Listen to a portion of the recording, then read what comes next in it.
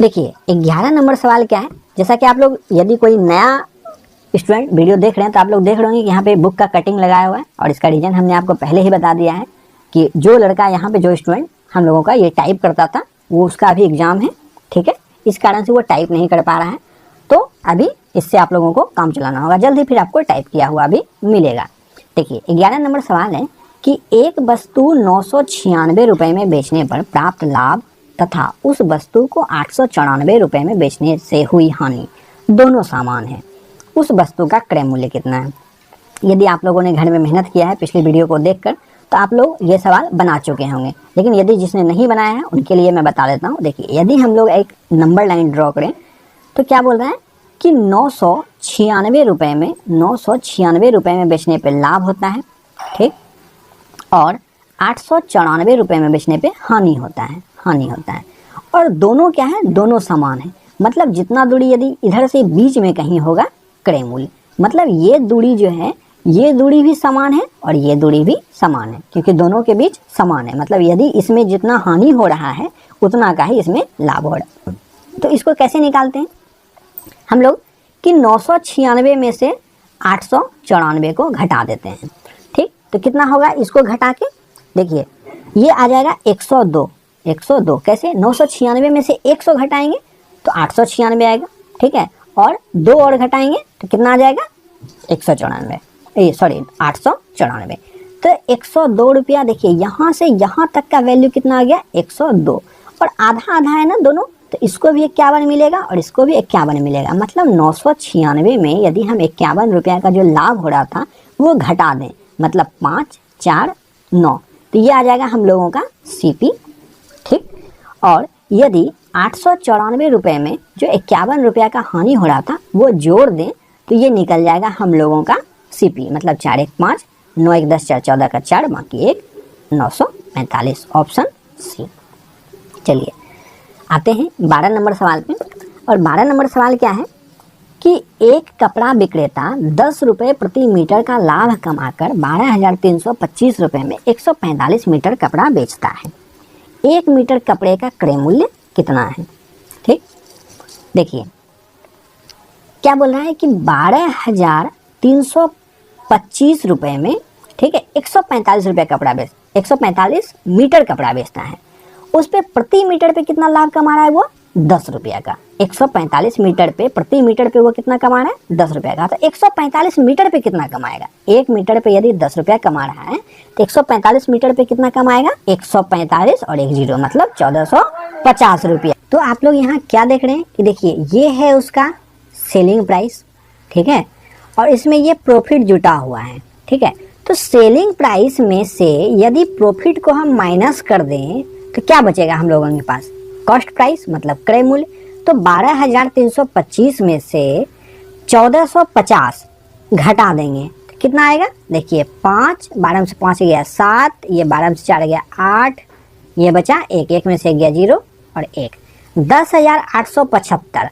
और 10,875 में से क्या बोल रहा है कि 145 मीटर कपड़ा है। तो एक देखिए 10,875 में 145 मीटर कपड़ा मिलता है, तो 1 मीटर कितने में मिलेगा, तो 10,875 में यदि 145 से भाग दे दें तो वो 1 मीटर कपड़ा हो जाएगा। तो चलिए इधर हम लोग भाग दे देते हैं कि 10,875 भागा 145, ठीक है। तो ये 1 मीटर कपड़ा निकालने के लिए कर रहे हैं। तो इसको यदि हम लोग भाग दें तो ये कितने बार में आएगा, पहले 5 बार में काटते हैं। देखिए 5 दूनी 10 बचता है 4, 5 9 45, 5 से इसको काटेंगे, 5 दूनी 10 1 5 7 और 5 और 29 से देखिए ये इसको डायरेक्ट यदि काटिएगा तो डायरेक्ट आएगा कितना 75 रुपया, ऑप्शन बी। चलिए चलते हैं अगले सवाल पे। यहाँ पूछा था 1 मीटर कपड़े का क्रय मूल्य, तो आ गया 75 रुपये। और अगला सवाल है कि एक वस्तु को किसी निर्धारित मूल्य पर बेचा जाता है, उस वस्तु के 2/3 पर बेचने से 10% की हानि होती है। आरंभिक निर्धारित मूल्य पर बेचने से उसे कितना प्रतिशत लाभ होगा, ठीक। देखिए क्या बोल रहा है कि 2/3 पे, यदि 2/3 पे बेचें तो उसको क्या होता है 10% का हानि हो रहा है। मतलब 2 का मान कितना है 10% हानि मतलब 90% है। तो पूछ रहा है कि निर्धारित मूल्य पे बेचा जाए, यदि 3 पे ही बेचा जाए।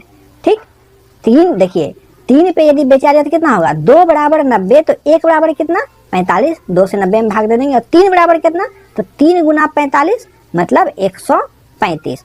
तो ये 100 से कितना ज्यादा है, 100 से जितना ज्यादा लाभ, 100 से जितना कम उतना हानि, तो 100 से 35 ज्यादा, मतलब 35% का क्या हो जाएगा, लाभ उसको होगा। ठीक है, चलिए आते हैं 14 नंबर सवाल पे। यदि कहीं पे भी आपको कोई प्रॉब्लम हो रहा है समझने में, यदि लग रहा है कि नहीं एक बार और बताना चाहिए, तो देखिए आपके पास ऑप्शन है, वीडियो को पॉज कीजिए, ठीक है, बैक जाइए और फिर से देखिए, और तब तक देखिए जब तक आपको समझ में नहीं आ जाए, और जब समझ में लगे कि हमको समझ में आ गया है तो फिर उसको कॉपी पे बनाइए बिना देखे। देखिए यदि बन रहा है तब मानिए आपको समझ में आ गया, और फिर भी यदि कोई दिक्कत हो तो कमेंट जरूर कीजिए, हम आपकी समस्या को सुलझाने का प्रयास करेंगे। देखिए 14 नंबर है कि कोई वस्तु x में बेचने से 15% की हानि होती है, ठीक है, और y में बेचने से 15% का लाभ होता है। तो y माइनस एक्स तथा y प्लस x में क्या अनुपात है। देखिए x बराबर क्या बोला है, 15% हानि, मतलब 100 में से 15 घटा देंगे तो 85, परसेंटेज में आप लोग पढ़ चुके हैं, 15% हानि मतलब 100 में से घटा देना है। y में क्या बोल रहा है, 15% का लाभ, मतलब 100 में 15 जोड़ देंगे तो 115। अब क्या है y माइनस एक्स, तो y में x घटा देंगे, 115 में से 85 घटाएंगे कितना आएगा, 115 में पहले आप 15 घटाइए, कितना हो गया 100। अब 100 में फिर 15 घटाइएगा तो 85, मतलब 115 में 85 घटाएंगे कितना 30। अब आगे क्या है, अनुपात है ना, तो यहाँ लगा देते हैं। आगे बोल रहा है y प्लस एक्स, 115 में 85 जोड़ेंगे तो कितना होगा, ऐसे नहीं समझ में आ रहा तो 85 में पहले 15 जोड़िए तो कितना आता है 100, और 100 100 200।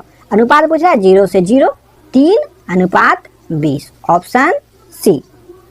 चलिए आते हैं 15 नंबर सवाल पे, और 15 नंबर सवाल क्या है कि किसी वस्तु के क्रय मूल्य तथा विक्रय मूल्य का अनुपात 20:21 है। देखिए क्या बोल रहा है, क्रय मूल्य और विक्रय मूल्य का अनुपात। तो देखिए क्रय मूल्य कौन है, ये, विक्रय मूल्य कौन सा हो गया, उसके आगे वाला ये, ठीक है। देखिए क्रय मूल्य ये और विक्रय मूल्य ये। तो देखिए क्या होता है, यदि लाभ निकालना हो तो क्रय मूल्य कब होता है, नीचे, तो यहाँ होता है सीपी, ऊपर होता है एसपी। एसपी कितना बोल रहा है 21, और सीपी कितना है 20। तो कितना का लाभ है, देखिए क्रय मूल्य 20 था और विक्रय मूल्य 21 है, लाभ कितना का है 1 का, कितने पे लाभ है 20 पे। तो 1/20 को परसेंट में हम लोग क्या लिखते हैं 5%। ये सब आप लोग परसेंटेज चैप्टर में पढ़ चुके हैं। और यदि कोई स्टूडेंट डायरेक्ट इस वीडियो को देख रहे हैं तो मैं उसे रिकमेंड करूंगा कि पहले वो चैनल पे जाके प्लेलिस्ट में जाके पहले वो परसेंटेज चैप्टर देखें, फिर आपको ये चैप्टर बहुत ही आसान लगेगा। चलिए 16 नंबर पे आते हैं।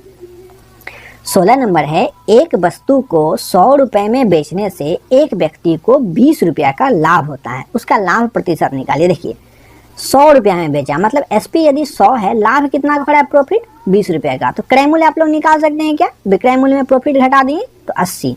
तो देखिए 20 रुपया का लाभ हो रहा है किस पे, हमेशा क्रय मूल्य पे लाभ निकलता है, तो 80 पे 20 रुपया का, इसको काटेंगे तो क्या आता है 1/4, और परसेंटेज में 1/4 को क्या लिखते हैं 25%। चलिए आते हैं 17 नंबर पे कि एक सोफा को 19,800 में बेचने से 10% लाभ होता है, इसका क्रय मूल्य कितना है। देखिए क्या बोला 10% का लाभ होता है, कितना में बेचने पे 19,800 में, मतलब कि 10 से 11, मतलब कि 10% लाभ पे बेचने पे कितना में बेच रहा है 19,800 में, मतलब 11 का मान कितना दिया हुआ 19,800, 800, ठीक। तो पूछा क्रय मूल्य, क्रय मूल्य क्या 10, तो 10 का मान निकालना है तो 11 से इसको काटिए। देखिए 11 से काटेंगे तो 1 11 का 11, 8 बचा, यहाँ 8 00 1800।